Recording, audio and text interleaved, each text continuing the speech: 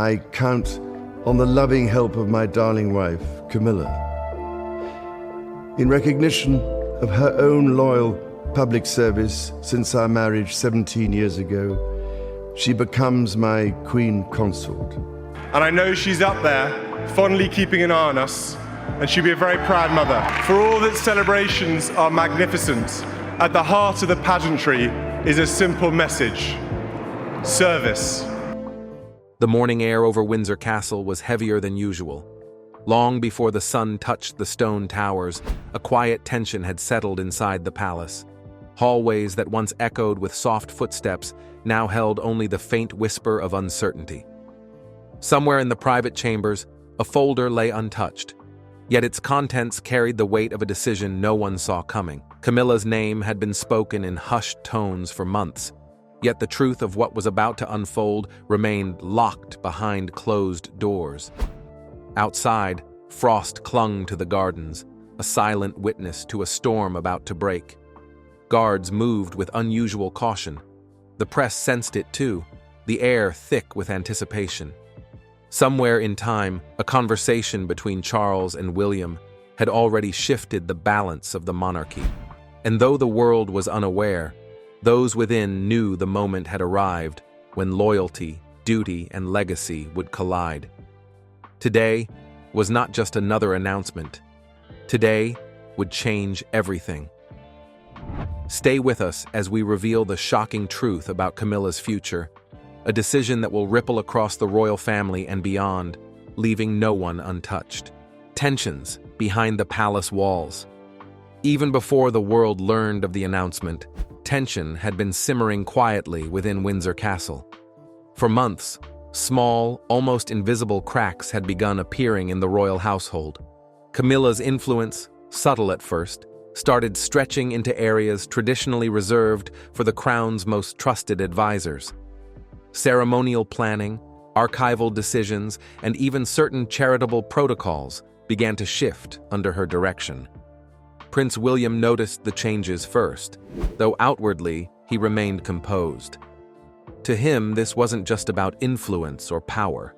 It was about respect, legacy, and the memories of his mother, Diana, and grandmother, Queen Elizabeth. Every missing heirloom, every altered record, felt like a personal attack on the history that shaped him. Princess Anne, ever meticulous and disciplined, watched these changes with growing concern. She had seen the subtle manipulation of trust before, and she knew the cost of allowing power to grow unchecked. Quiet meetings were held, often in corners away from curious eyes, where Charles, William, and Anne discussed what they had observed. Conversations that seemed routine to outsiders carried immense weight in private. Whispers about missing letters, a misplaced sapphire brooch, and restricted access to archival rooms began circulating among palace staff. Some dismissed them as a coincidence, others as minor errors. But William and Anne understood that patterns of small transgressions often reveal larger truths. They could feel the monarchy shifting beneath them, the foundation cracking in silence. Even Catherine sensed the tension, though she was kept away from the most delicate meetings. She watched William carefully, reading his expressions, understanding that the decisions he was preparing to make were not just formalities, but personal reckonings. Camilla, for her part, remained confident, perhaps overconfident, in her position. She believed that her careful cultivation of influence would remain invisible, that the subtle shifts she orchestrated would never attract attention. But the castle had its own memory. Every hallway, every room, seemed to record the movements, the voices, the decisions made within. And slowly, almost imperceptibly, that record began to reveal the truth. Tensions that had been quietly growing for months were now approaching a breaking point. Decisions that had once seemed manageable now carried the weight of history, legacy, and public scrutiny. By early November, the palace corridors were charged with an energy no one could ignore. Staff avoided certain rooms, advisors whispered in corners, and the royal family understood that the moment of reckoning was near. The quiet tension of those days would set the stage for a confrontation that no one outside the castle could have imagined, a confrontation that would determine Camilla's future and reshape the monarchy forever. The hidden conflicts and the missing legacy.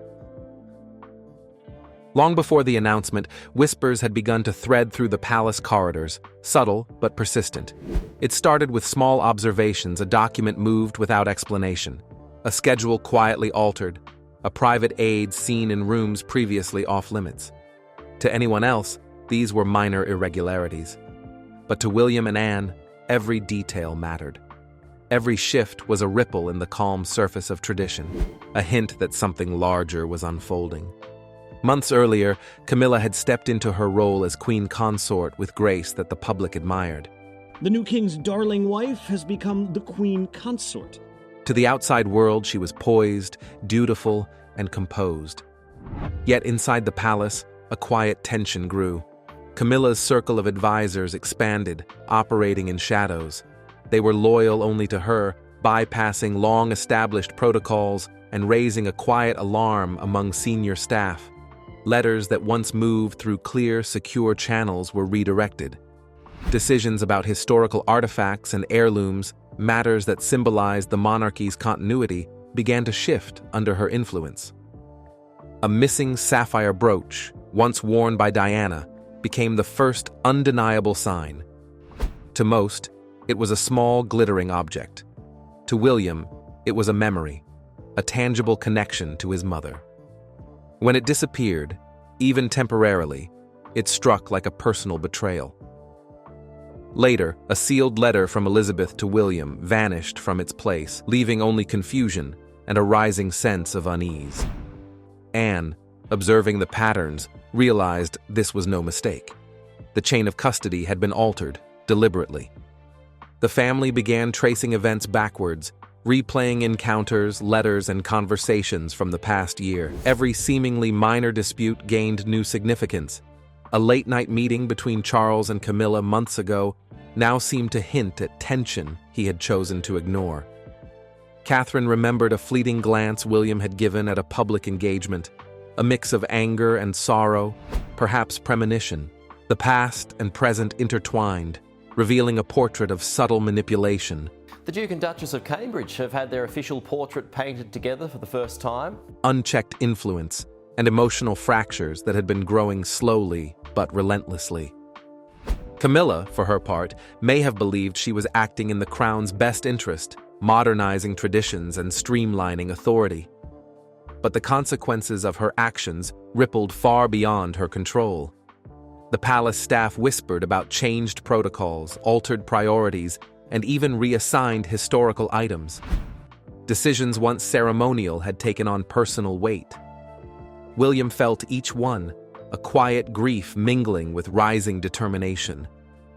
Anne, disciplined and loyal to the past, saw the legacy she had pledged to protect under threat. Even ordinary moments began carrying extraordinary significance. A casual discussion about charitable engagements now hinted at shifting influence. A comment about archival access revealed hidden priorities. The family's private reflections, the memories of Elizabeth's careful stewardship and Diana's compassion, became a lens through which every action was judged. Slowly, a pattern emerged, one that could not be ignored.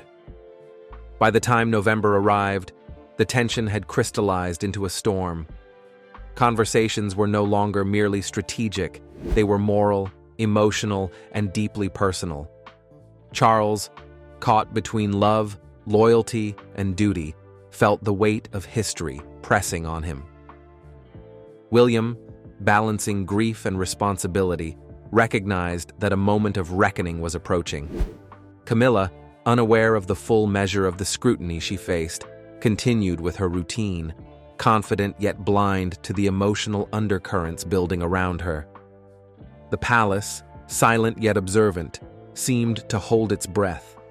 Every corridor, every chamber echoed the quiet tremors of decisions waiting to explode into the open. And as the days counted down to the 17th of November, every glance, every whispered word, Every small act of defiance or caution contributed to a story that was as inevitable as it was tragic.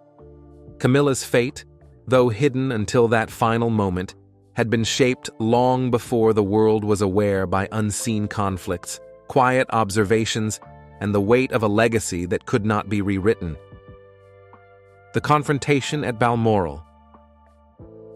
The evening of November 15th had a stillness unlike any other in Balmoral. Outside, the Highland wind cut sharply, rattling window panes and carrying the scent of frost across the castle grounds. Inside, the air was thick with anticipation, each footstep echoing through corridors that had witnessed centuries of royal history.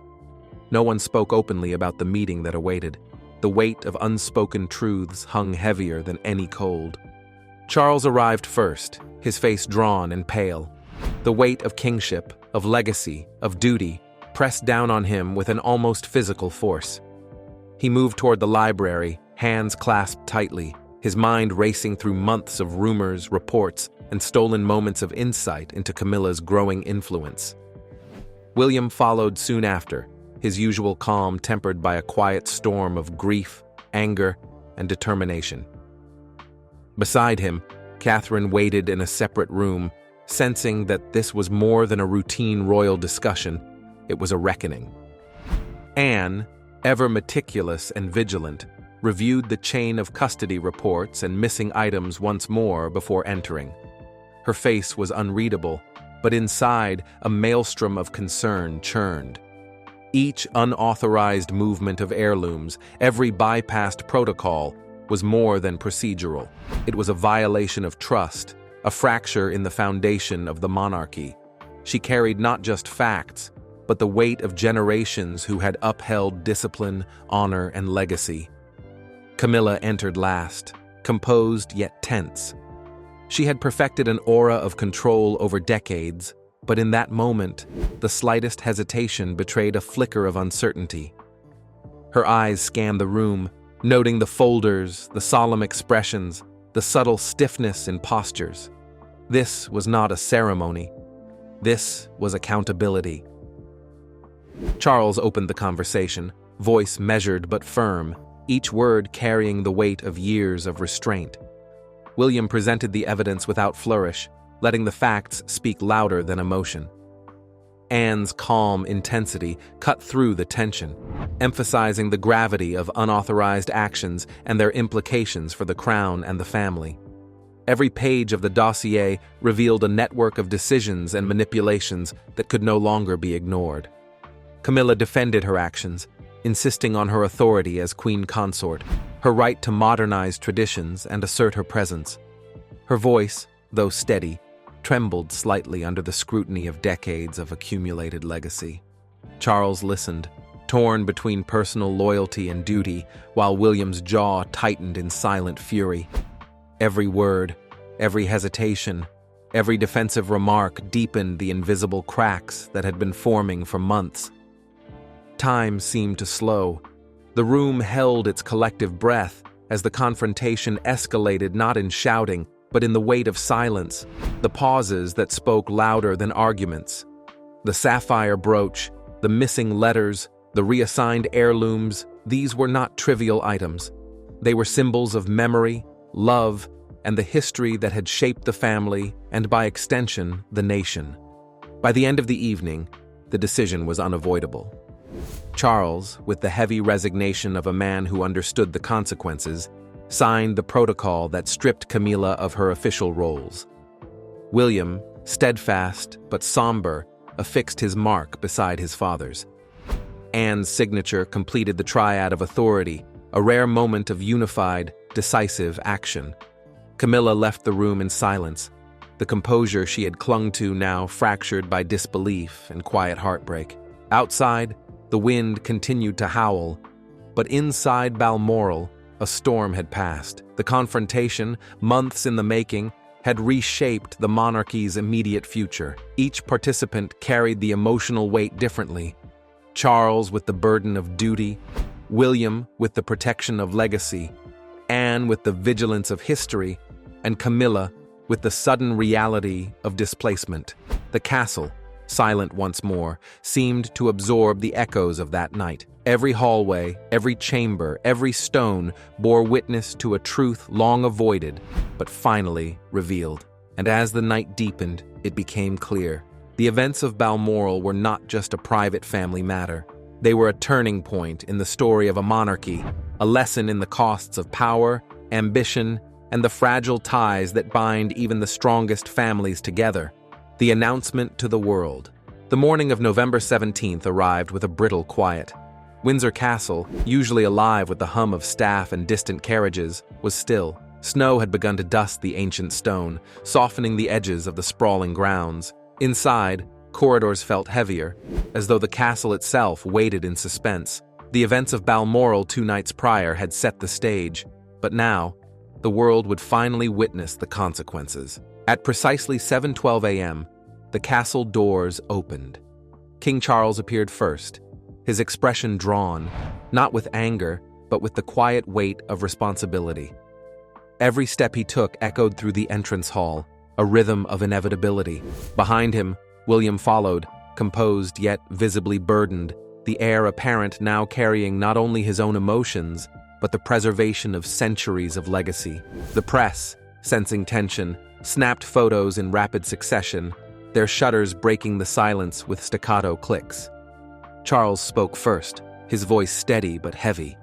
There was no flourish, no ceremony, only the undeniable weight of truth. Camilla would no longer hold any official role or privilege within the royal household. Immediate, permanent, irrevocable. Gasps rippled through the press line, but for those who had followed the private struggles, this was a moment long in the making.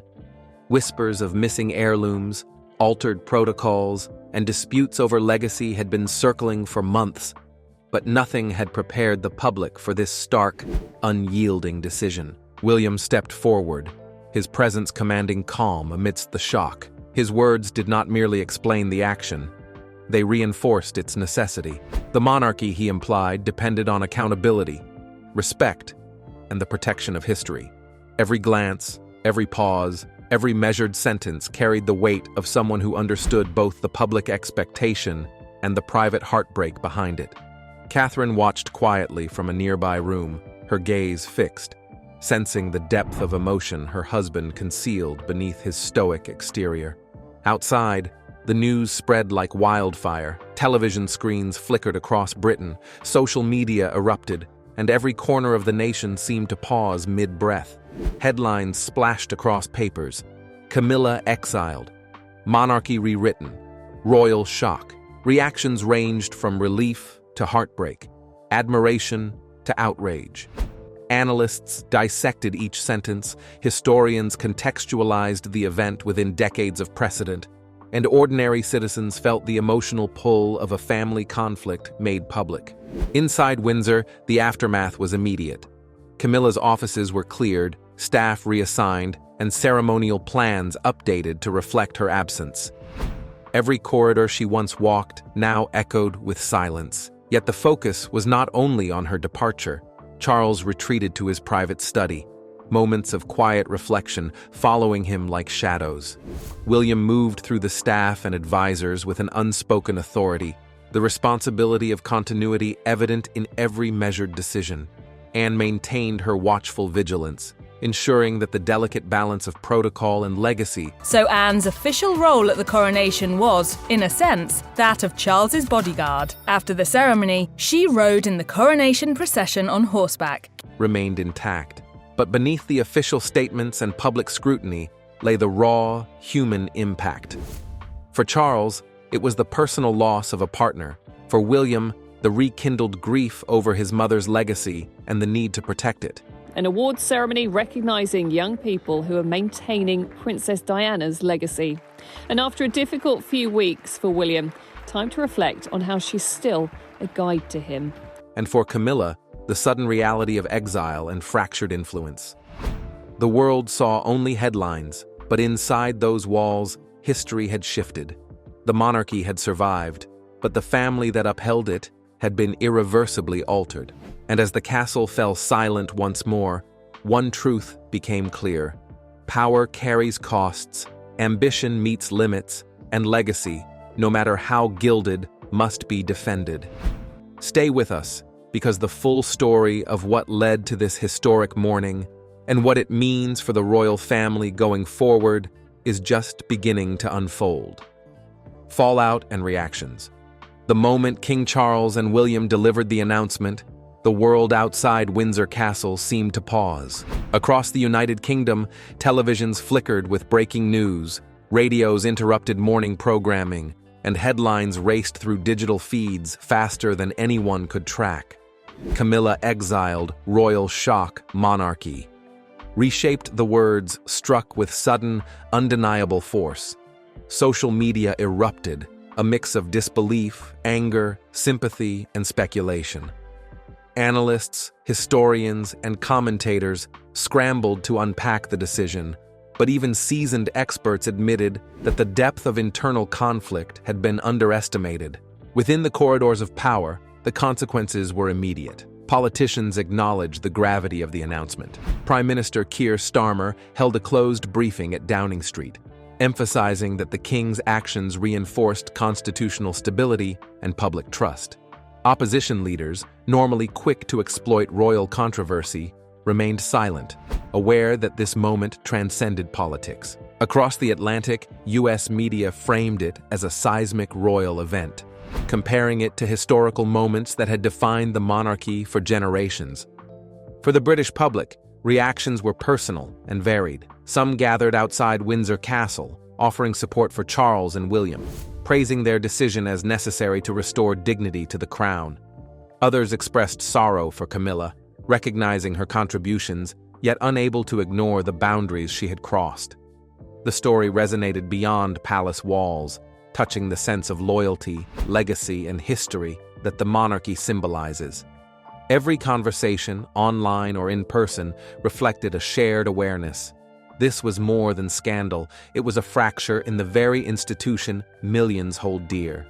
Inside Windsor Castle, the aftermath was quieter, but no less intense.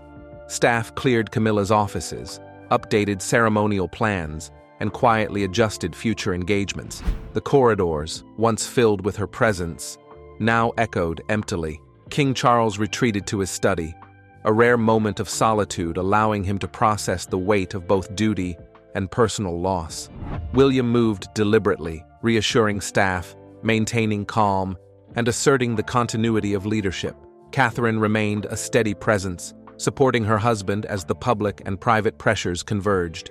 Even Princess Anne, known for her discipline and reserve, lingered near, ensuring that tradition, respect, and accountability were upheld amidst the sudden upheaval. Yet amid the political, public, and procedural fallout, the emotional truth remained clear. This was a family navigating a fracture that history would remember. Charles had acted to protect not only the crown, but the integrity of a legacy centuries in the making. William had stepped fully into his role as guardian of both history and the future, balancing grief with determination. Camilla faced the personal reality of exile, her ambition abruptly curtailed, and the cost of overstepping invisible but inviolable boundaries made painfully clear.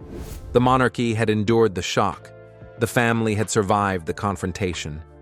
But in every silent corridor, every stunned headline, and every whispered conversation across Britain, one truth lingered.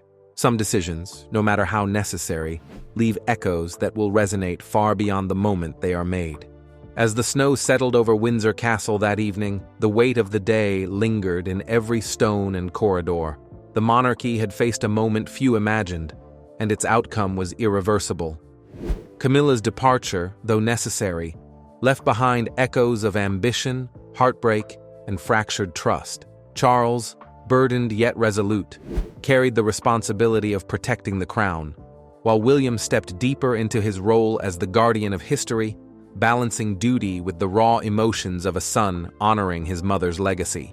Catherine, steadfast, and Anne, vigilant, reminded the world that behind the pageantry, the royal family is human, shaped by love, grief, and hard choices.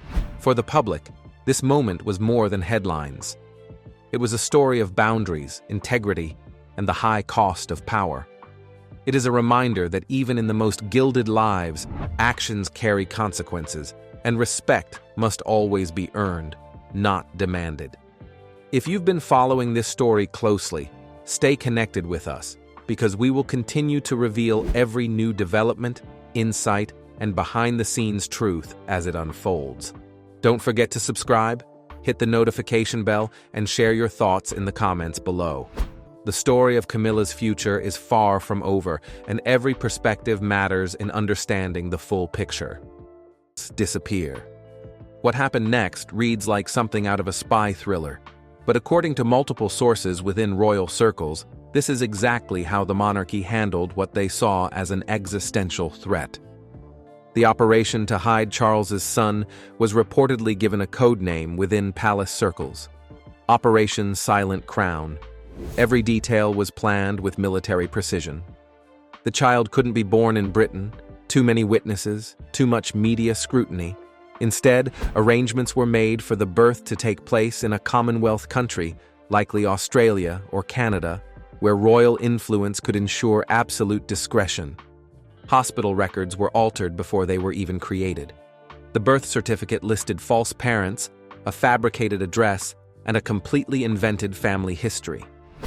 Medical staff were reportedly sworn to secrecy, with contracts so comprehensive that breaking them would have meant financial ruin and legal destruction. But the most heartbreaking part of this story is what it meant for Charles himself. Multiple sources describe him as being genuinely torn apart by the decision. This wasn't a casual affair or a momentary mistake. By all accounts, Charles had real feelings for this woman and wanted to be part of his son's life. However, the pressure from the royal establishment was overwhelming. The Queen made it clear that acknowledging this child would threaten the very foundations of the monarchy. Parliament would have been thrown into chaos, the line of succession would have been questioned, and the public's faith in the royal family would have been shattered. So Charles made the most painful decision of his life. He chose the crown over his child. The confession we're hearing about today suggests that this decision has haunted him for decades, and now, facing his own mortality, he's finally ready to confront the consequences of that choice. The implications of acknowledging a secret son extend far beyond personal embarrassment or family drama. Such a revelation would strike at the very heart of Britain's constitutional framework and challenge the fundamental principles upon which the monarchy rests. The line of succession represents more than tradition. It embodies the legal and constitutional foundation of the British state. Any disruption to this carefully maintained order could trigger a crisis not seen since the abdication of Edward VIII in 1936. Under historical succession laws, particularly the male primogeniture system that existed before 2013's reforms, a firstborn son would have held precedence over younger siblings, regardless of the circumstances of his birth. Even if legitimacy issues prevented actual succession, the mere existence of such a claimant would create unprecedented legal challenges. Constitutional scholars have debated similar scenarios in academic circles for years, but the practical implications would be staggering. Parliament might be forced to intervene, potentially creating a conflict between elected government and hereditary monarchy that could fundamentally alter Britain's political landscape. The Legitimacy Act of 1926 provides some framework for legitimizing children born outside marriage, but only if parents subsequently marry, a provision that clearly wouldn't apply in this situation. This legal gap would create uncertainty that could take years to resolve through the courts. Dr. Margaret Thornfield, a constitutional law expert at Oxford University, notes, "The monarchy's authority rests entirely on the perception of legitimacy and clear succession. Any ambiguity in this area doesn't just threaten individual reigns, it questions the entire system's validity. Family bonds strained by royal duty. While constitutional implications dominate headlines, the personal cost of such secrets cuts much deeper. The royal family, despite their public roles, remains bound by the same emotional connections that define all families, connections that would be severely tested by revelations of this magnitude. Prince William, as heir apparent, has structured his entire life around the assumption of eventual succession. His education, military service, charitable work, and even his choice of spouse have all been influenced by this destiny. The suggestion that someone else might have a prior claim would fundamentally challenge his sense of identity and purpose. For Prince Harry, already estranged from his family and vocal about feelings of being the spare, such revelations might provide context for long-standing grievances. His complaints about institutional coldness and lack of transparency would take on new meaning if viewed through the lens of a father capable of hiding an entire child from public knowledge. The ghost of Princess Diana looms large over any discussion of Charles's past relationships. Had she discovered such a secret during their marriage, it would have transformed her from a wronged wife into a victim of an even greater deception. The public's sympathy for Diana was already immense. Such knowledge might have made reconciliation impossible and turned public opinion irreversibly against Charles. Today's fractured royal relationships might make more sense when viewed through this lens. The persistent tensions, the carefully managed public appearances, and the obvious discomfort during family gatherings could all stem from unspoken knowledge that has created irreparable divisions. Perhaps the most tragic element of this story is the life that would have been lived in deliberate obscurity. If King Charles truly has a hidden son, that individual has spent decades existing on the margins of one of the world's most famous families. Growing up with royal blood, but no royal recognition, would create a unique form of psychological burden. The child would have had material comfort. The monarchy would never allow genuine hardship, but would have been denied the most basic human need: acknowledgement from a parent. Imagine the complexity of such an existence.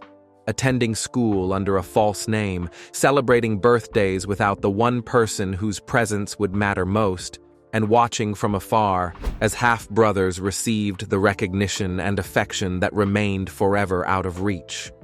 The resemblance factor would have been particularly challenging. Royal features are distinctive, and throughout his life, this individual might have fielded comments about his familiar appearance without being able to explain the connection that only he understood.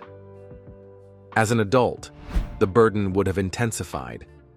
Watching Charles's coronation, and now King Charles's crowning moment, the first of 2 crowns to be placed upon his head. William's future preparation for kingship, and the family's public celebrations would serve as constant reminders of a place at the table that could never be claimed. The psychological impact of such isolation cannot be understated. Mental health professionals who have studied similar cases of family rejection note that the effects often persist throughout life, creating patterns of relationship difficulty and persistent feelings of unworthiness. The monarchy's traditional methods of information control are increasingly ineffective in our hyper-connected world. Social media has democratized information sharing, while DNA testing has made biological relationships impossible to deny permanently. Unlike previous decades when royal correspondence maintained respectful distances and inconvenient stories could be buried through influence and intimidation, today's media landscape is unforgiving. Citizen journalists, genealogy enthusiasts, and investigative bloggers operate outside traditional channels of control. The case of Simon Durante Day in Australia demonstrates how persistent claims can maintain public attention despite official silence. His assertion that he is Charles and Camilla's son, born in the 1960s, has generated international coverage precisely because the palace refuses to engage with the allegations. Modern DNA technology means that any such claims could be definitively proven or disproven within days. The fact that no royal family member has ever submitted to such testing only fuels further speculation about what they might be trying to hide. Social media algorithms amplify conspiracy theories and alternative narratives, ensuring that stories the palace might prefer to ignore reach millions of people worldwide. The monarchy's traditional strategy of dignified silence increasingly appears evasive rather than noble. As King Charles enters what may be the final chapter of his life, the weight of decades-old decisions appears to be taking its toll. Palace sources suggest that his recent health challenges have prompted reflection on legacy and the secrets that have shaped his reign. The monarchy stands at a crossroads. Public opinion polling consistently shows declining support for the institution among younger generations, who expect transparency and accountability from all public figures. The old model of deference and unquestioning respect has given way to demands for openness and honesty. If these allegations prove true and evidence emerges, the royal family will face its greatest crisis in living memory.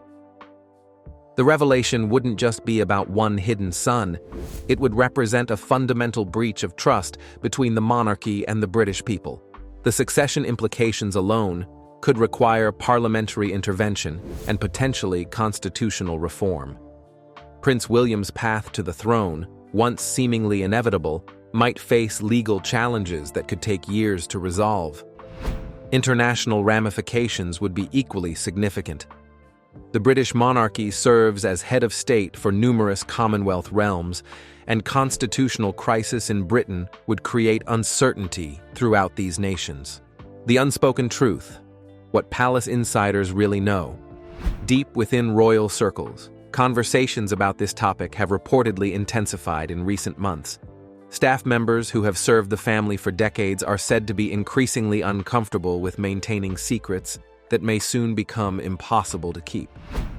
Former palace employees, bound by non-disclosure agreements but approaching the end of their careers, are beginning to hint at stories they've never been able to tell.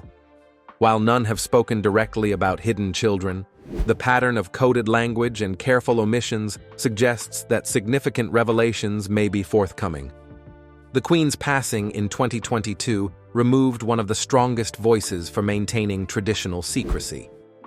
Elizabeth II's iron discipline in managing family scandals was legendary, but Charles lacks both her authority and her instinctive understanding of information control. Contemporary royal biographers note that Charles has always been more emotionally transparent than his mother, sometimes to his detriment. His tendency toward confession and explanation, rather than silence and dignity, may ultimately force acknowledgement of truths that previous generations successfully buried. Modern genetic testing has created an unprecedented challenge for institutions built on controlling information. Unlike forged documents or bought silence, DNA evidence is irrefutable and increasingly accessible to ordinary citizens. Commercial testing services have created massive databases that can identify biological relationships even when individuals haven't directly participated in testing. If Charles truly has a hidden son, that individual's genetic markers could potentially match with distant royal relatives who have submitted samples for genealogy research. This scientific reality has reportedly caused significant concern within royal legal circles. Traditional protective measures become meaningless when biological evidence can prove relationships definitively and independently. The royal family's continued refusal to participate in any form of genetic verification, even for clearly fraudulent claims, suggests an institutional fear of what such testing might reveal. In an age where DNA evidence regularly resolves decades-old mysteries, this resistance appears increasingly suspicious to public observers. When silence becomes impossible. The convergence of multiple factors, advancing age, health concerns, family fractures, and technological capabilities, may finally be forcing resolution of questions that have lingered for decades. King Charles's reported confession, however cryptic, represents the first acknowledgement from royal sources that these rumors have any foundation. Even qualified admissions mark a significant departure from the absolute denial that has characterized palace responses to similar allegations. The phrase, "hidden for a reason," implies deliberate concealment rather than coincidental absence. This choice of language suggests not just knowledge of the situation, but active participation in maintaining secrecy. As calls for transparency intensify and traditional methods of information control prove increasingly ineffective, the monarchy may soon face a choice between controlled revelation and uncontrolled exposure.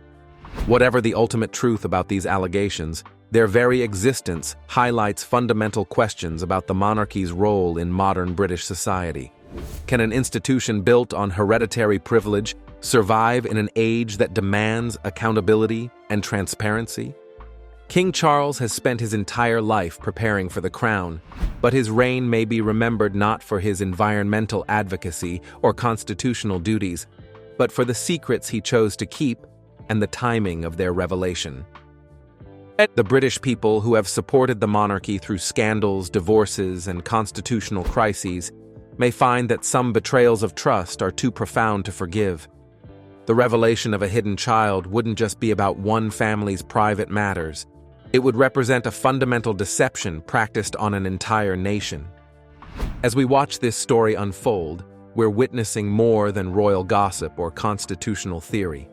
We're seeing the collision between old systems of power and new demands for truth, between institutional survival and personal responsibility, between the crown's duty to the state and a father's duty to his child.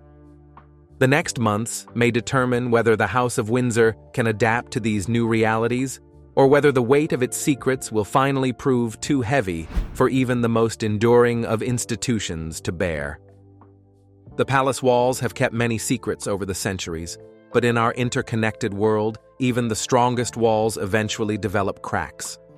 And once the truth begins to emerge, no amount of tradition, protocol, or institutional authority can put it back into hiding.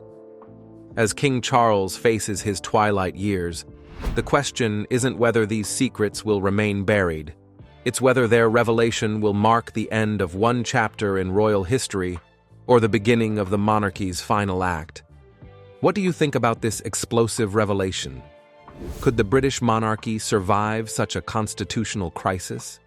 Share your thoughts in the comments below, and don't forget to subscribe for more exclusive royal updates and untold stories from behind palace walls.